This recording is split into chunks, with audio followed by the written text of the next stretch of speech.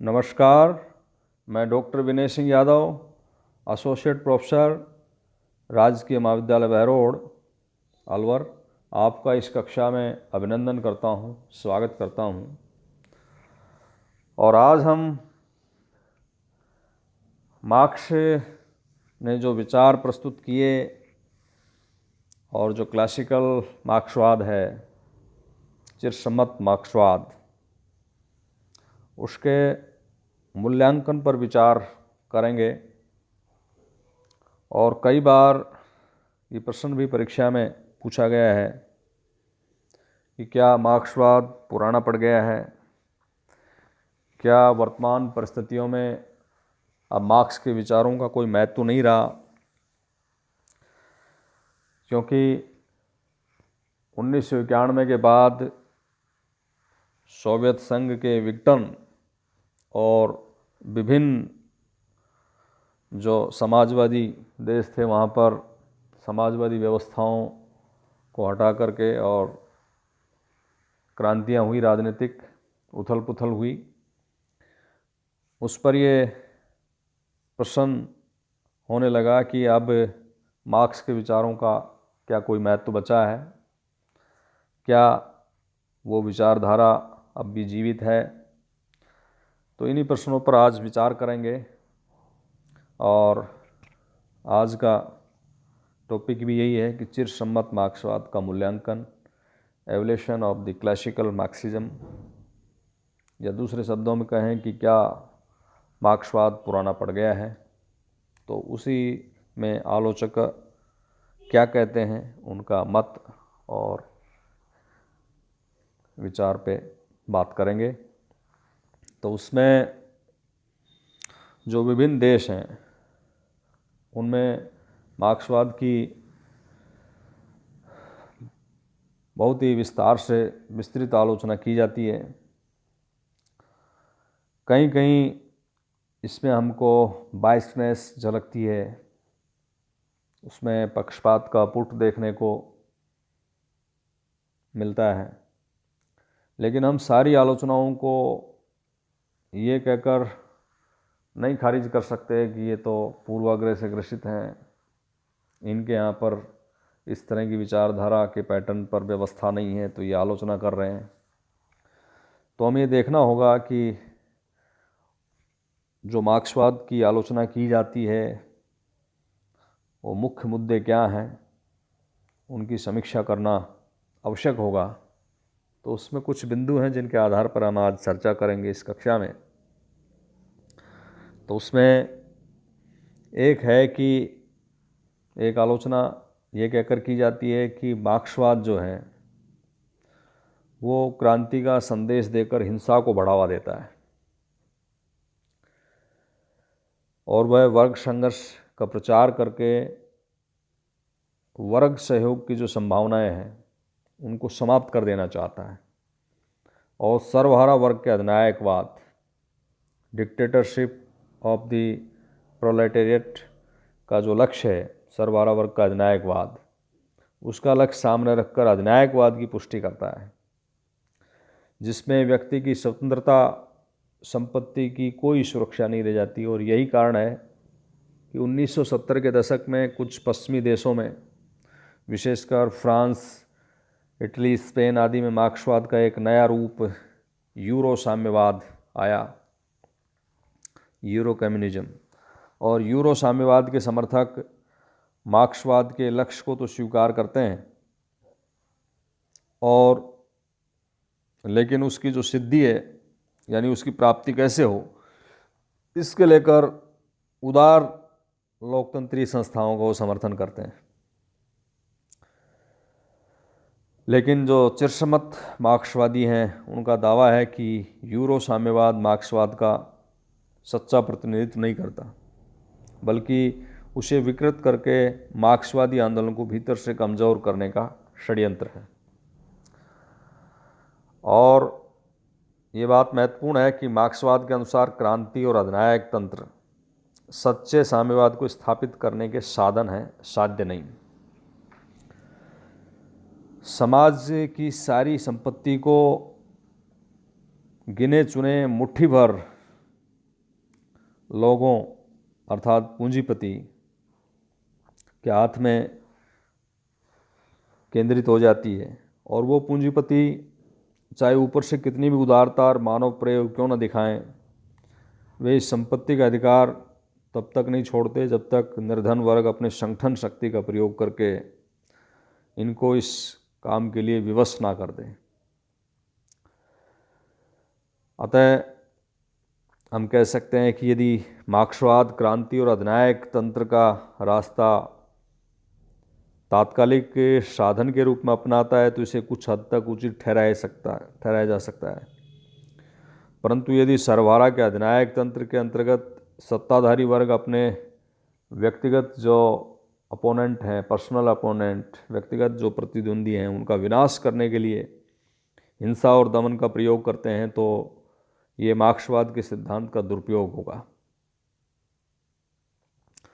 और दुर्भाग्य से कुछ ऐसे समाजवादी और मार्क्सवादी देशों में, इस विचारधारा को फॉलो करने वाले कुछ देशों में मार्क्सवाद के विकृत रूप देखने को मिला है, और इसी आधार पर मार्क्सवाद पर यह आलोचना की जाती है कि ये क्रांति का संदेश देकर हिंसा को बढ़ावा देता है।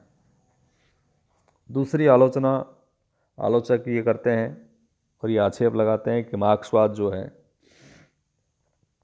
वो स्वयं एक विचारधारा बन गया है और जिसका ये दावा है कि उसने सत्य को प्राप्त कर लिया है। विशेषकर एक विद्वान हुए हैं कार्ल पॉपर, और उनकी एक प्रसिद्ध पुस्तक है the open society and it's enemies, मुक्त समाज और उसके दुश्मन। 1945 में उन्होंने किताब लिखी। उसके अंतर्गत उन्होंने मार्क्सवाद को मुक्त समाज का दुश्मन ठहराया है, जो व्यक्ति की स्वतंत्रता को नष्ट कर देता है और वो उसके व्यक्तित्व के विकास में बाधक है। तो ये आलोचना की जाती है। इसके आक्षेप में मार्क्सवादियों का ये पक्ष है कि मुक्त समाज के बारे में पॉपर की जो कल्पना है, भले ही बाहर से कितनी भी आकर्षक और मोहक क्यों ना लगे, परंतु उसमें निर्धन और धनवान वर्गों के बीच की दरार को भरने के लिए कोई ध्यान नहीं दिया गया। केवल नागरिक और राजनीतिक परिवर्तन से सामाजिक विषमता का अंत नहीं कर सकते। जब तक निजी संपत्ति के आधार पर समाज धनवान और निर्धन वर्गों में बटा रहेगा, तब तक सारे नागरिक राजनीतिक अधिकार धनिक वर्ग जो है उसी को ही सुरक्षा प्रदान करते रहेंगे, और जो विशाल निर्धन वर्ग है वो अपने अस्तित्व के लिए संघर्ष में जुटा रहेगा और इन सुखों से वंचित रहता है। तो दूसरा आक्षेप मार्क्सवाद पर यह लगाया जाता है कि ये स्वयं एक विचारधारा बन गया और जिसने अपने आप को मान लिया कि वो अंतिम सत्य कह रहे हैं। इसकी कार्ल पॉपर आलोचना करते हैं। एक आलोचना है कि जो मार्क्सवाद में एक आदर्श समाज की अपेक्षा की थी, तो उसमें कहा गया था कि साम्यवादी व्यवस्था आएगी जो वर्ग विहीन राज्य विहीन समाज होगा, अर्थात उसमें राज्य लुप्त हो जाएगा। लेकिन व्यवहारिक जो हम देखते हैं उदाहरण, उसमें राज्य के लुप्त हो जाने की जो प्रक्रिया है उसको बहुत पीछे इन्होंने धकेल दिया है। विशेष रूप से हम कह सकते हैं कि सोवियत शासन प्रणाली का जो ये अधिनायक तंत्रीय स्वरूप था ये अस्थायी होना चाहिए था, परंतु वहाँ पर आर्थिक और सांस्कृतिक गतिविधियों के बढ़ते हुए केंद्रीकरण ने जो राज्य के लोप हो जाने की बात मार्क्स करते हैं, उस प्रक्रिया को उन्होंने पीछे धकेल दिया और इन देशों में एक दलीय शासन पद्धति के कारण मतदाताओं के सामने कोई ठोस यथार्थवादी विकल्प नहीं रहा और इनके जो चुनाव हो तमाशा बनकर रह गए हैं। तो राजनीतिक स्तर पर शक्ति का स्तूप इतना ऊंचा उठा रहा कि इसने वर्गहीन समाज की कल्पना को मिट्टी में मिला दिया। तो ये आलोचना वहाँ की जाती है और विशेषकर वहाँ पर विचार अभिव्यक्ति की कड़ी जांच की जाती है, प्रचार का एकाधिकार वहाँ रहता है। और जब 1988 में सोवियत रूस में ग्लासनोस्त या खुलेपन की जो नीति अपनाई तो फिर साम्यवादी व्यवस्था वहाँ उसका पतन शुरू हो गया था। एक आलोचना ये की जाती है कि जो व्यवहारिक रूप से मार्क्स के सिद्धांतों पर ये राजनीतिक व्यवस्थाएं आई, वहाँ व्यक्तित्व पूजा का उदय हुआ।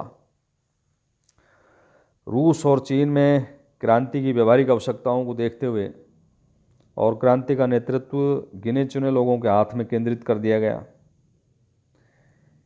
इससे पर्सनालिटी कल्ट का उदय हुआ, व्यक्तित्व पूजा, और शक्ति के लिए व्यक्तिगत प्रतिद्वंद्विता का बोलबाला हुआ। तो ये आक्षेप उन पर लगाया जाता है। और आज के दौर में हम देखते हैं सोवियत रूस में जो उसका पतन हो गया 91, उसके बाद जो रूस है वो अब व्लादिमीर पुतिन जिसका नेतृत्व कर रहे हैं, तो वो बराबर सत्ता का सूत्र अपने पास ही रखे हुए हैं। कभी सारी शक्तियां वो राष्ट्रपति में निहित कर देते हैं, कभी उनको प्रधानमंत्री बनना होता है तो प्रधानमंत्री में सारी शक्तियों का ट्रांसफ़र हो जाता है। तो ये व्यवहारिक रूप जब हम देखते हैं तो ये मार्क्स के सिद्धांतों के विपरीत हमको देखने को मिलता है।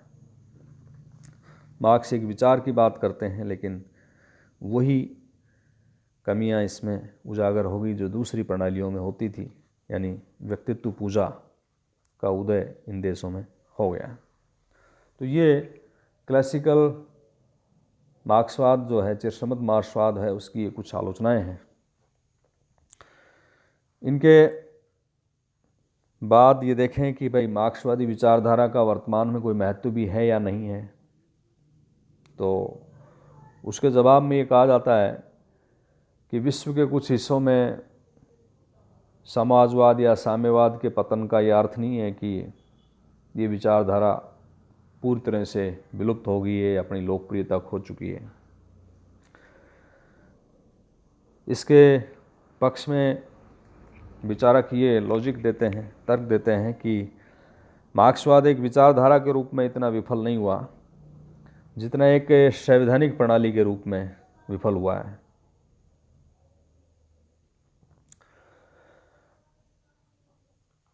मार्क्सवाद का वर्तमान समय में जब हम देखते हैं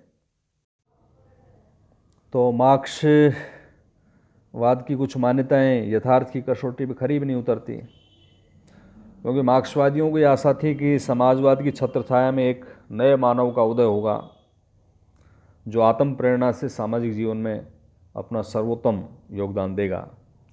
लेकिन यथार्थ के धरातल पर इससे ये समाजवाद मानव प्रकृति को बदल नहीं पाया। समाजवाद जाति, धर्म, संस्कृति से जड़े पूर्वाग्रहों को भी मनुष्य के मन से नहीं निकाल पाया। मार्क्सवादियों की ये आशा थी कि यदि राजनीतिक और अधिकारी तंत्र की जो शक्ति है उसको आर्थिक शक्ति से पृथक कर दिया जाए तो मनुष्य के चरित्र को भ्रष्ट नहीं किया जा सकेगा।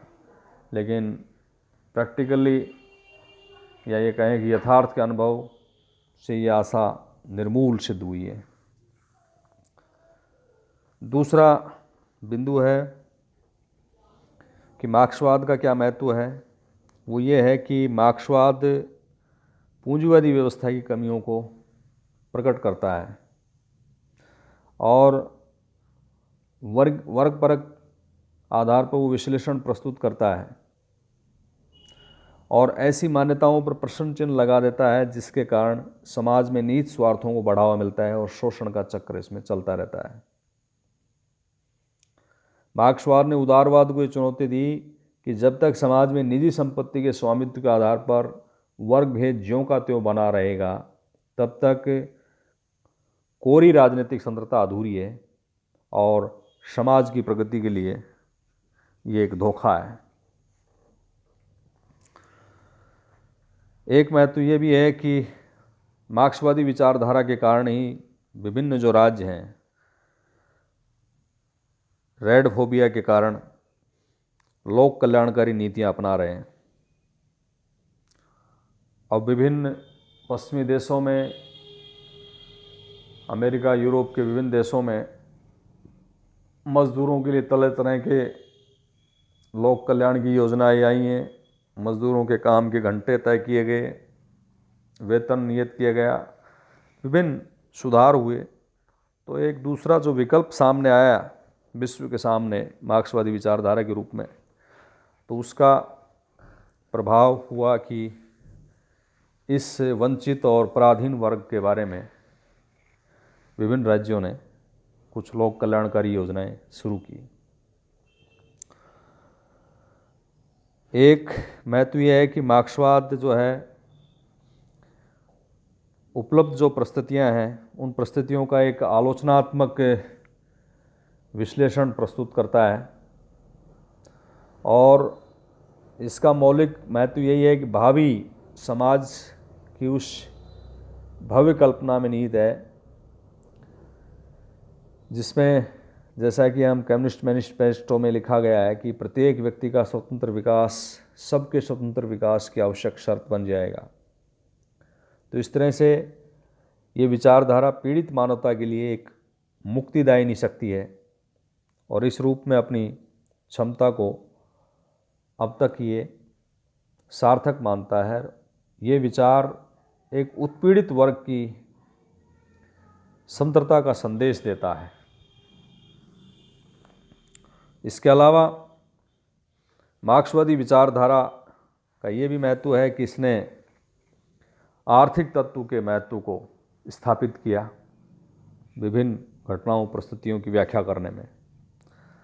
तो इस तरह से हम कह सकते हैं कि मार्क्सवाद एक राजनीतिक प्रणाली के तौर पर, संवैधानिक प्रणाली के तौर पर भले ही विफल हो गया हो, लेकिन विचारधारा के रूप में ये उतना विफल नहीं हो सकता। और जब तक पीड़ित कामगार वर्ग का शोषण होता रहेगा, पराधीन वर्ग का शोषण होगा, तो मार्क्सवाद उस उत्पीड़ित वर्ग के लिए स्वतंत्रता का संदेश देता है। यही उसका महत्व है। धन्यवाद।